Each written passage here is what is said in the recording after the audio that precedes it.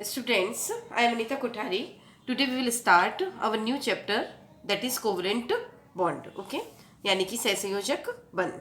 सहसंयोजक बंध आपको पता है कि जब भी इलेक्ट्रॉन की शेयरिंग होती है तो कोवेलेंट बॉन्ड बनता है. फॉर एग्जांपल अगर हम हाइड्रोजन मॉलिक्यूल लें तो हाइड्रोजन की जो 1s ऑर्बिटल होती है उसमें एक अनपेयर्ड इलेक्ट्रॉन होता है, वो दूसरे हाइड्रोजन की 1s ऑर्बिटल के अनपेयर्ड इलेक्ट्रॉन के साथ पेयर अप होता है और इस तरह से उनके बीच में कोवेलेंट बॉन्ड बनता है. राइट, जिसे हम इस तरह से रिप्रेजेंट करते हैं. राइट, इसी तरह से ऑक्सीजन जो होता है उसमें दो दो इलेक्ट्रॉन्स की शेयरिंग से डबल बॉन्ड बनता है. नाइट्रोजन में तीन तीन इलेक्ट्रॉन की शेयरिंग होती है और ट्रिपल बॉन्ड बनता है. ओके, तो हम इस डिटेल में अब नहीं जा रहे हैं, हम सीधे हमारे टॉपिक पर आते हैं और वो है valence bond theory and it's limitation, यानी संयोजकता बंध सिद्धांत और इसकी कमियां. तो आज हम लेंगे सबसे पहले वैलेंस बॉन्ड थ्योरी यानी संयोजकता बंध सिद्धांत. Valence bond theory that is संयोजकता बंध सिद्धांत. ओके, आप ध्यान से सारे पॉइंट्स को सुनिएगा एक एक करके और उसको रिमाइंड करिएगा. नंबर 1 पॉइंट, संयोजकता बंध सिद्धांत हमें ये कहता है कि सिर्फ वैलेंस शेल के इलेक्ट्रॉन ही बॉन्ड फॉर्मेशन में हिस्सा लेते हैं. ध्यान से सुनिएगा, फर्स्ट पॉइंट लिखिएगा आप. क्या? Only valence shell electron take part in bond formation. सिर्फ संयोजकता कोश के जो इलेक्ट्रॉन होते हैं वही बंध निर्माण में हिस्सा लेते हैं, बॉन्ड फॉर्मेशन में पार्टिसिपेट करते हैं. Got it?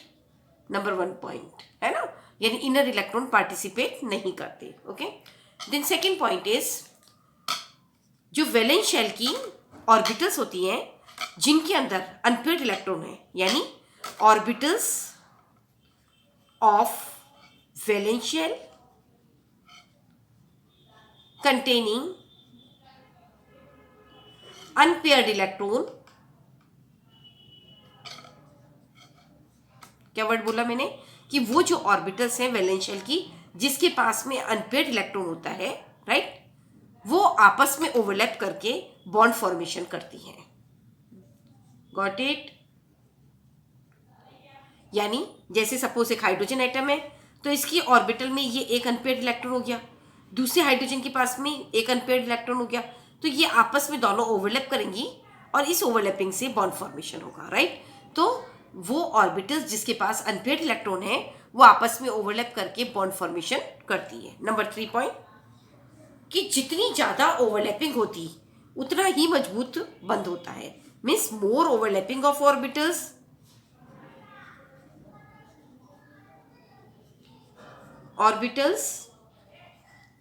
stronger will be the bond.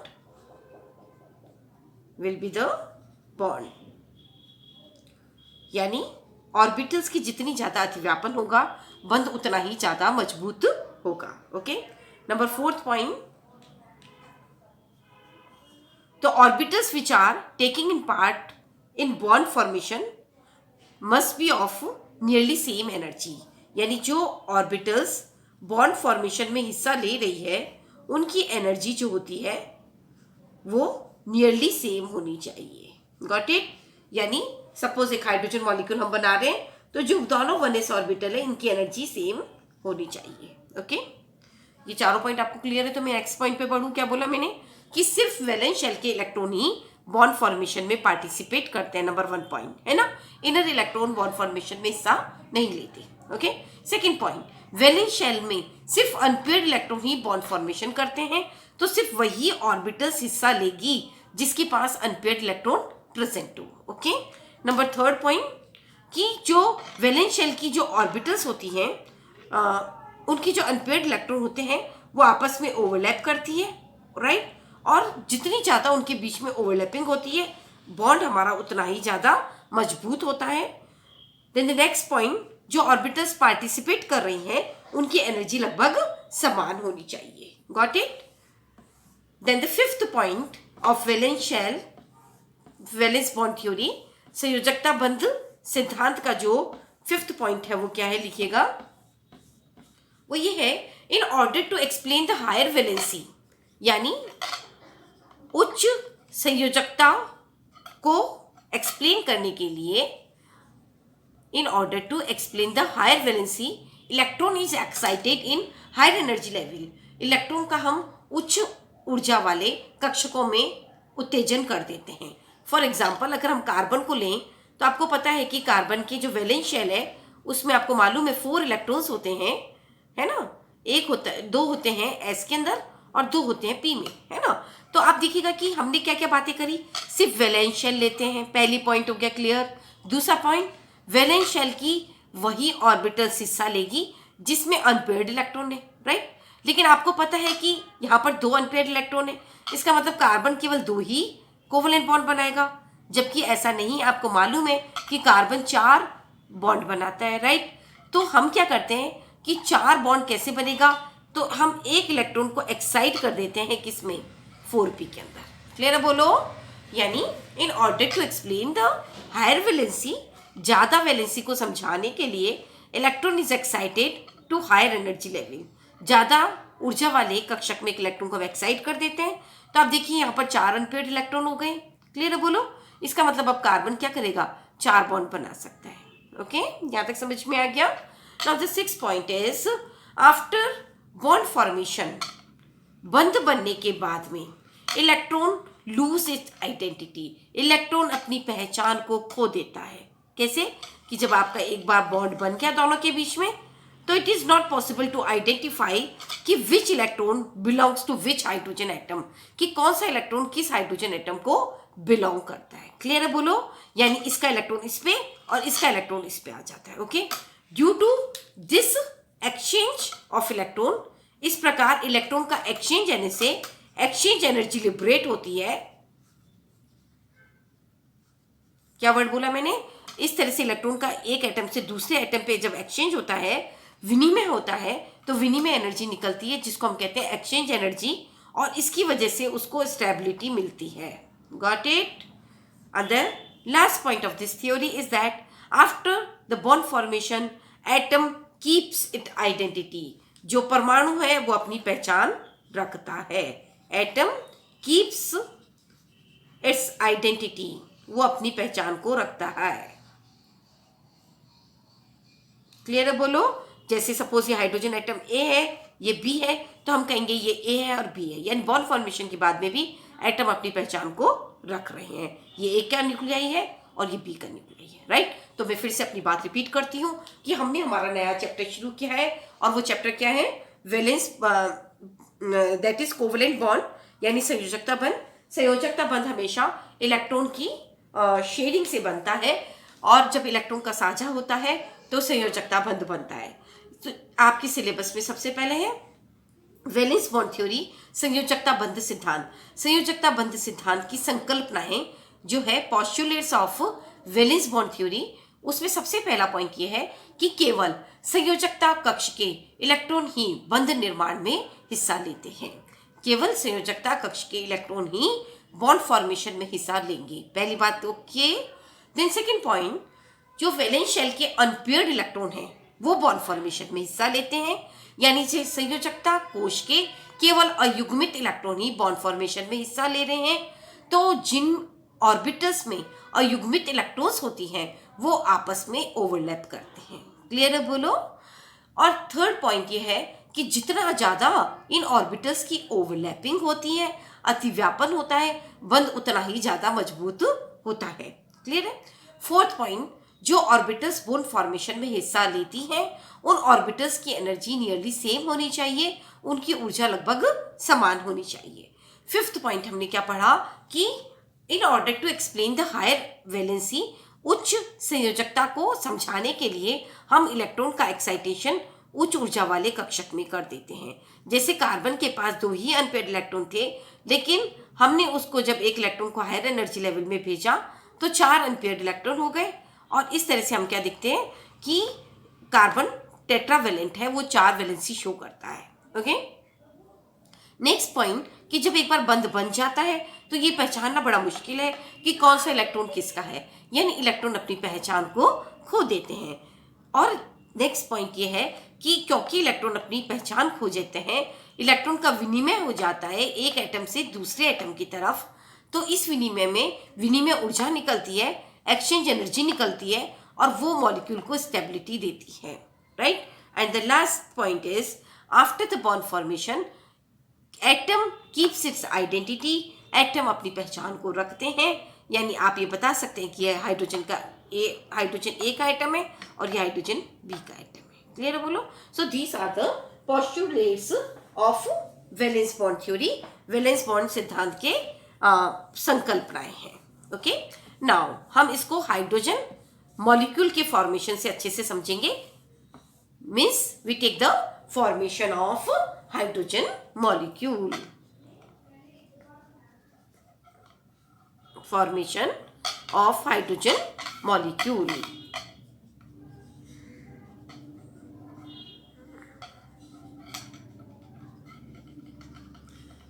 Okay, this Valence bond theory जो संयोजकता बंध सिद्धांत है, initially given by Heitler and London, और पॉलिंग एंड स्लेटर में इसने इंप्रूवमेंट किया।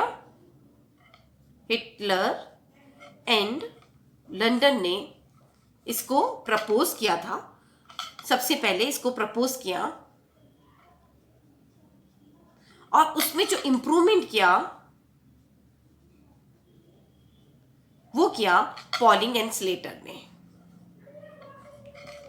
ओके, रिमेंबर कि this was initially proposed by Heitler and London and improvements are done by Pauling and Slater. Okay, तो हम सबसे पहले हिटलर एंड लंदन के ने क्या बताया वो पढ़ेंगे, फिर इसमें क्या कमियां रही और पॉलिंग एंड स्लेटर ने क्या सुधार किया वो हम डिस्कस करेंगे। Okay, so this is discussed by the formation of hydrogen molecule. Okay, तो आप ये देखेगा कि अगर हमें हाइड्रोजन मॉलिक्यूल बनाना है तो हम क्या लेते हैं, दो हाइड्रोजन एटम लेते हैं। क्या लिया हमने, दो हाइड्रोजन एटम लिए, Ha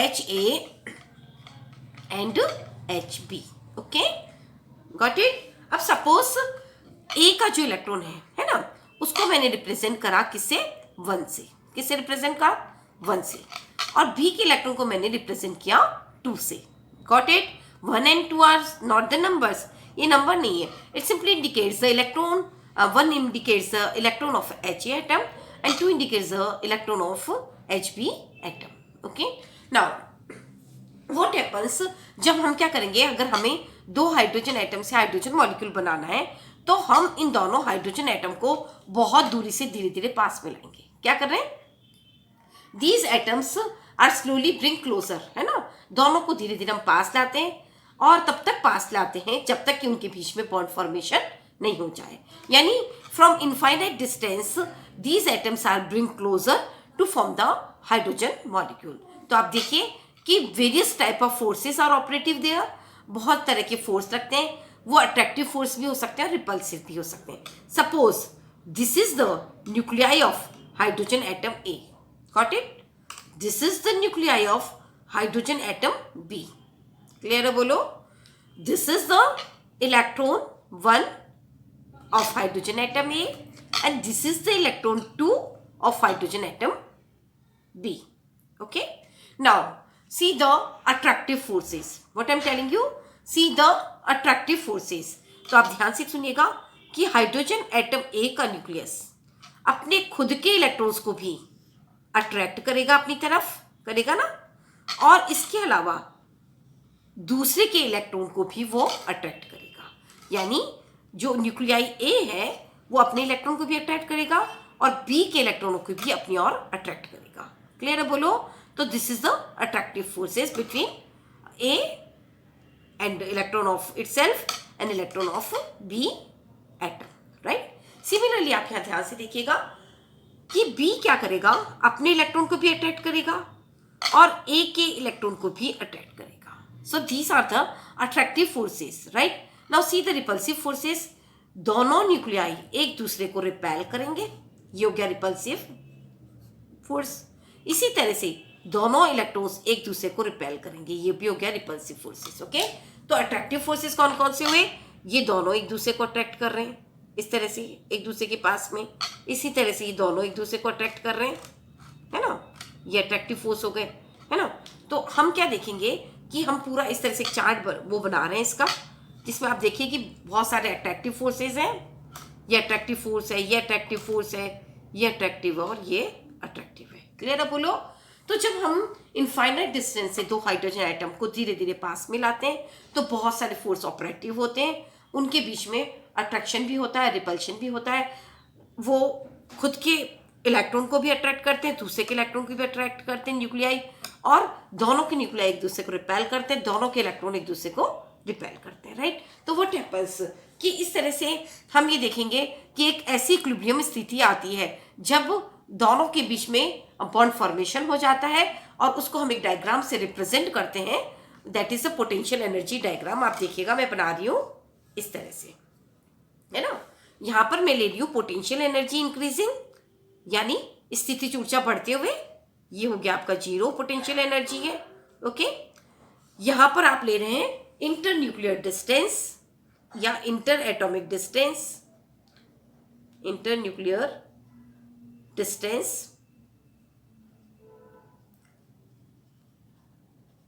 आर, है ना, दो नाभिकों के बीच की दूरी आर है, यहाँ पर पोटेंशियल एनर्जी ले रही हूँ, ओके। तो आप देखिए कि जब दो एटम एक दूसरे के पास में आते हैं, वो हैपेंस कि धीरे धीरे सिस्टम की, अब अगर हम बहुत ही दूरी है दोनों एटम के बीच में, तो आप देख रहे हैं वो एक दूसरे से बहुत दूर है, ये वाली जगह हो गई।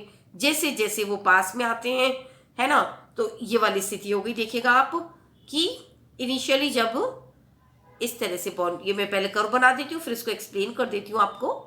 ये मैंने देखो कर्व बनाया है, देखिएगा आप ध्यान से, ये देखिए, है ना, कि जैसे जैसे हम क्या देखते हैं कि इंटर न्यूक्लियर डिस्टेंस बढ़ता जाता है, वैसे वैसे सिस्टम की पोटेंशियल एनर्जी कम होती जाती है। एक पॉइंट ऐसा आता है जब सिस्टम की पोटेंशियल एनर्जी सबसे कम होती है। देखिएगा कि पोटेंशियल एनर्जी कितनी कम है, और उस केस में हम कहेंगे कि बॉन्ड फॉर्मेशन हो गया है। क्यों? क्योंकि सिस्टम की पोटेंशियल एनर्जी सबसे कम है, तो इससे करस्पॉन्डिंग जो एनर्जी है वो आपकी कहलाएगी बॉन्ड एनर्जी। क्या कहलाएगी? देखिएगा ध्यान से, बॉन्ड एनर्जी। और इसके करस्पॉन्डिंग जो डिस्टेंस है, दूरी है, वो आपकी कहलाएगी बॉन्ड लेंथ। क्या कहलाएगी? Bond length, okay. ये बॉन्ड एनर्जी, ये बॉन्ड लेंथ, है ना। And this bond length is equals to r0। किसके बराबर हो गई है? आप देखिएगा ये दूरी r0, दैट इज साम्यावस्था दूरी, इक्विलिब्रियम डिस्टेंस के बराबर है, यानी यहाँ पर बॉन्ड फॉर्मेशन हो गया है। अब इसके बाद में भी हम इधर की तरफ जाते हैं तो आप क्या देखेंगे कि पोटेंशियल एनर्जी बढ़ती जाती है। क्लियर है? या आप इसको इस तरह से समझ लीजिए कि इंटर न्यूक्लियर डिस्टेंस जब बहुत ही ज्यादा होती है तो क्या होता है कि इनके जो न्यूक्लियाई होते हैं एक दूसरे से बहुत ही दूर दूर होते हैं, राइट। इस तरह से इनके बीच में दूरी बहुत ज्यादा है। जैसे जैसे हम इनको करके पास लाते हैं, सिस्टम की पोटेंशियल एनर्जी कम होती जाती है। एक पॉइंट आता है जबकि सिस्टम की पोटेंशियल एनर्जी सबसे कम होती है, और हम क्या कहते हैं कि यहाँ पे बॉन्ड फॉर्मेशन हो गया है, और उसके बाद भी अगर हम पास लाएंगे तो रिपल्शन बढ़ता जाता है और सिस्टम की पोटेंशियल एनर्जी ज़्यादा होती जाती है। क्लियर है? तो एक कर्व ये हो गया, और दूसरा ये देखिएगा कि एक इसके अंदर आप देखिए सिस्टम की पोटेंशियल एनर्जी लगातार क्या हो रहा है, यहाँ पे डिस्टेंस बहुत ज़्यादा है, यानी हाइड्रोजन एटम ए और हाइड्रोजन एटम बी दूर दूर है। क्लियर है? बोलो। अब जैसे जैसे आप उनको पास में ला रहे हो, व्हाट विल हैपन, इनके बीच में रिपल्शन बढ़ता जा रहा है, सिस्टम की पोटेंशियल एनर्जी बढ़ती जा रही है, और कभी भी बंद नहीं बनता। ये कब होता है? जब दोनों इलेक्ट्रॉन का जो स्पिन हो क्या हो, पैरेलल हो। क्या हो? पैरेलल हो। और जब इलेक्ट्रॉन का स्पिन एंटी पैरेलल होता है तो बॉन्ड फॉर्मेशन होता है, इस तरह से। क्लियर है? बोलो। फिर से रिपीट करती हूँ कि हम हाइड्रोजन का मॉलिक्यूल का फॉर्मेशन ले रहे हैं। हाइड्रोजन मॉलिक्यूल के फॉर्मेशन के लिए हमने दो हाइड्रोजन एटम लिए हैं, HA और HB। HA का इलेक्ट्रॉन 1 है, HB का इलेक्ट्रॉन 2 है, ओके। तो हम देखते हैं कि जब ये दोनों एक दूसरे के पास अनंत दूरी से धीरे धीरे पास में आते हैं बॉन्ड फॉर्मेशन के लिए, तो उनके बीच में डिफरेंट अट्रैक्टिव फोर्सेस होते हैं, डिफरेंट रिपल्सिव फोर्सेस होते हैं। ए का जो न्यूक्लियाई है वो अपने इलेक्ट्रॉन को भी अट्रैक्ट करता है और बी के इलेक्ट्रॉन को भी अट्रैक्ट करता है। इसी तरह से बी का न्यूक्लियाई अपने इलेक्ट्रॉन को भी अट्रैक्ट करता है और दूसरे के इलेक्ट्रॉन को भी अट्रैक्ट करता है। इसके अलावा दोनों न्यूक्लियाई एक दूसरे को रिपेल करते हैं और दोनों इलेक्ट्रॉन भी एक दूसरे को रिपेल करते हैं, प्रतिकर्षित करते हैं, राइट। तो ऐसी सिचुएशन में हमारे पास दो स्थिति होती है, जब इलेक्ट्रॉन का स्पिन या तो पैरेलल हो या क्या हो, एंटी पैरेलल हो, है ना। तो जब इलेक्ट्रॉन का स्पिन पैरेलल होता है यानी समानांतर होता है, तो ऐसी स्थिति में कभी भी बंद नहीं बनता है।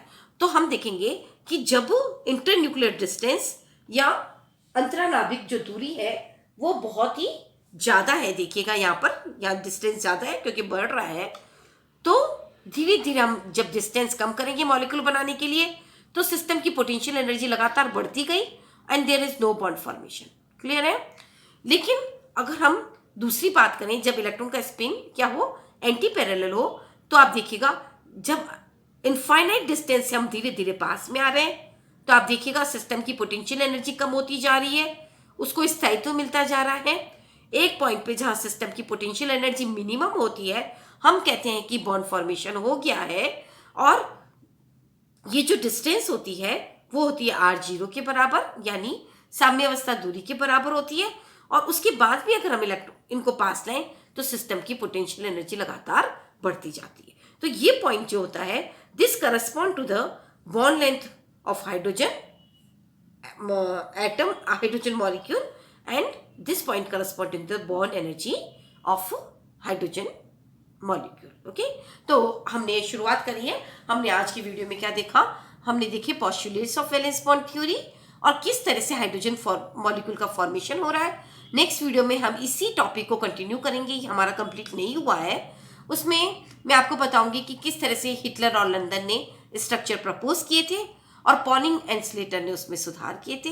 Okay, so thank you for watching the video.